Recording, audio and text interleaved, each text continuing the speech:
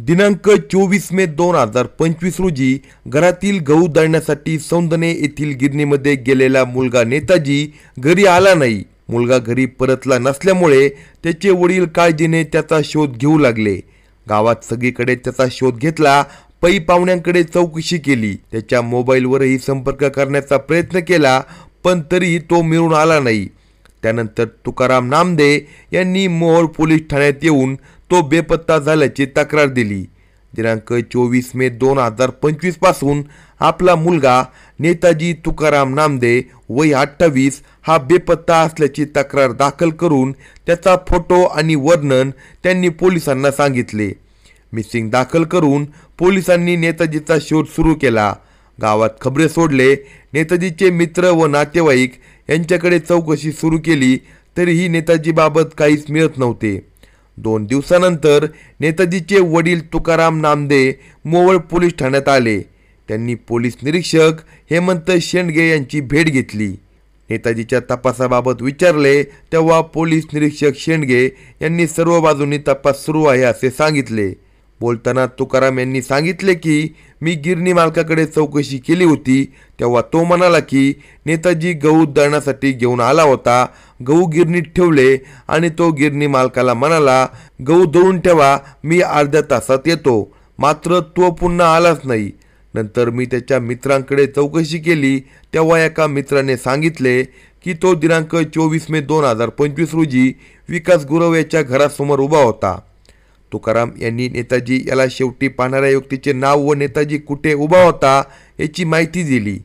त्यामुळे पोलिसांनी विकास गुरवकडे लक्ष केंद्रित केले, त्याची चौकशी करण्याचे ठरवले। पोलिसांनी विकास याला पोलीस ठाण्यात आणले। पोलीस निरीक्षक हेमंत शेंडगे यांनी विकास याची चौकशी सुरू केली। त्याने आम्ही दोघे जिवलग मित्र आहे, पण तो कुठे गेला हे मला माहीत नाही असे सांगितले। पोलिसांनी विकासवर प्रश्नांचा भडीमार केला। आम्हाला सर्व काही माहिती मिळाली आहे। दिनांक 24 मे 2025 रोजी नेताजी हा तुला भेटण्यासाठी आला होता, नंतर तो गायब झाला आहे। तू खरे काय ते सांग, नाहीतर आम्हाला वेगळ्या पद्धतीने माहिती काढावी लागेल। पोलिसांच्या या पावित्र्यापुढे विकास घाबरून गेला आणि त्याने आपण केलेला गुन्हा कबूल केला। आपण नेताजी याचा खून केला आहे असे त्याने पोलिसांना सांगितले। तसेच त्याचा मृतदेह शेतात पुरल्याचेही सांगितले। पुढील माहिती मिळवण्यासाठी पोलिसांनी विकास मारुती गुरव वय वर्ष 26 राहणार सौंदणे तालुका मोहोळ जिल्हा सोलापूर याला नेताजी तुकाराम नामदे वय 28 याच्या खून प्रकरणी अटक केली। त्याच्या विरुद्ध गुन्हा नोंद केला। नेताजीचा मृतदेह शेतात पुरला असल्याचे त्याने सांगितले असल्याने तो मृतदेह बाहेर काढणे गरजेचे होते। तो काढण्यासाठी तहसीलदार व पंच यांना बोलवण्यात आले। सर्वांसमक्ष नेताजीचा मृतदेह बाहेर काढण्यात आला। मृतदेहाचे पोस्टमॉर्टम करण्यासाठी तो शासकीय रुग्णालयात पाठवून देण्यात आला। विकासने कोणत्या कारणावरून नेताजीचा खून केला, कसा केला याचा तपास करायचा असल्याने पोलिसांनी आरोपी विकास याला न्यायालयात उभे केले। तेव्हा न्यायाधीशांनी आरोपी विकास याला 5 दिवस पोलीस कोठडीत ठेवण्याचे आदेश दिले। पोलीस कोठडी दरम्यान त्याने सगळा घटनाक्रम पोलिसांना सांगितला। तो घटनाक्रम ऐकून पोलिसांच्या तळपायाची आग मस्तकात गेली। विकासने नेताजीचा खून का केला असेल या व्हिडिओमध्ये सविस्तर पाहू। जर तुम्ही चॅनलवर नवीन असाल तर कलम 302 या मराठी चॅनलला लगेच सबस्क्राईब करा। सोलापूर जिल्ह्यातील मोहोळ तालुक्यातील सौंदणे गावामध्ये तुकाराम नामदे हे शेतकरी राहतात। त्यांना नेताजी नावाचा 28 वर्षाचा मुलगा आहे। नेताजी तुकाराम नामदे वय 28 याची मैत्री त्याच गावात राहणाऱ्या विकास मारुती गुरव वय वर्ष 26 याच्यासोबत होती। नेताजी आणि विकास हे दोघे अगदी जिवलग मित्र होते। दोघे एकाच गावात राहत असल्याने ते बहुतेकदा एकत्रच वावरत असायचे। ते दोघे एकमेकांना सर्व काही सांगत होते। जीवनातील सुख दुःखाच्या गोष्टी सांगून एकमेकांना आधार देत होते। पैशाची गरज पडल्यास एकमेकांना देत होते, कामात मदत करत होते। साहजिकच त्या दोघांचे एकमेकांच्या घरी येणे जाणे व्हायचे। आता नेताजी आणि विकास हे एकाच वयाचे होते, त्यामुळे त्यांना एकमेकांच्या घरात मुलाप्रमाणेच वागवले जात होते।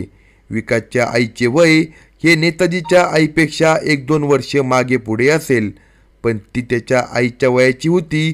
मित्राची आई आपल्या आईसारखीच मानणे हीच माणुसकी आहे. अलीकडे बाईकडे बघण्याची नजरच बदललेली आहे. नेताजीचे थोडेफार तसेच झाल्याची चर्चा गावात आहे. मैत्रीला काळीमा फासण्याचे काम नेताजीने केले. त्याने आपल्या मित्राच्या आईसोबत अनैतिक संबंध ठेवल्याची चर्चा गावात होती. विकास घरी नसताना नेताजी हा घरी येत होता. तिच्याशी गप्पा मारत बसत होता. अनेक वेळा विकासने ही बाब पाहिली होती. सुरुवातीला त्याला कोणती शंका आली नाही.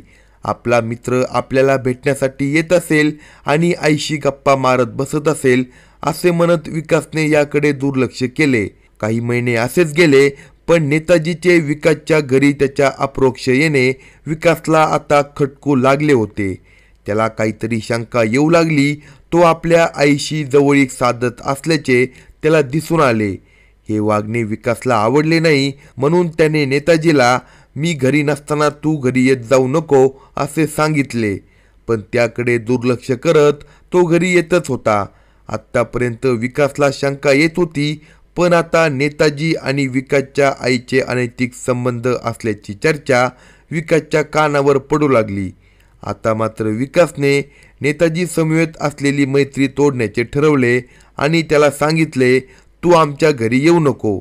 यावेळी नेताजीनेच त्याला समजावण्याचा प्रयत्न केला. तू असा का वागतोस? मैत्री असे बोलण्याने तुटत नाही. मी रागावत नाही, मात्र मैत्री कायम राहणार आहे. तुला कोणतीही अडचण आली तरी मी मदत करेन असे त्याने सांगितले. तेव्हा विकासने त्याला सांगितले, मैत्री कायम राहील, मात्र मी घरी नसताना तू यायचे नाही अशी अटच त्याने घातली. त्यास नेताजीने संमती दर्शवली.